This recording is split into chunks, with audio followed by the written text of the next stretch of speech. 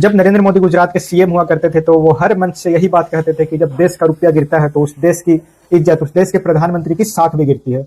आज ये ऐसे नहीं होता मित्रों, मैं शासन में बैठा हूं, मुझे मालूम है इस प्रकार से रुपया इतनी तेजी से गिर नहीं सकता। अरे ये नेपाल का रुपया नहीं गिरता है, बांग्लादेश की करेंसी नहीं गिरती है, पाकिस्तान की करेंसी नहीं गिरती, श्रीलंका की करेंसी नहीं गिरती। क्या कारण है हिंदुस्तान का रुपया पतला होता जा रहा है? ये जवाब देना पड़ेगा आपको, देश आपसे जवाब मांग रहा है। वही नरेंद्र मोदी भारत के प्राइम मिनिस्टर हैं और आज डॉलर के मुकाबले रुपए की कीमत 89 रुपए 60 पैसे पे पहुंच गई है।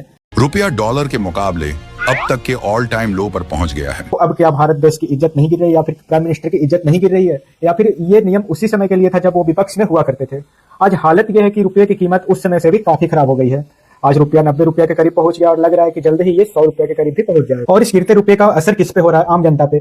आम जनता के लिए यहाँ की सब्जियां महंगी हो रही है और साथ ही साथ रोजमर्रा की जिंदगी में जो सामान यूज किया जाता है उसकी कीमत भी बढ़ रही है। साथ ही साथ विदेश में स्टूडेंट जो पढ़ने गए हैं उसकी पढ़ाई भी महंगी हो रही है। यानी कि इस महंगाई का पूरा भार जो है वो जनता उठा रही है और सरकार सिर्फ भाषण देने में व्यस्त है।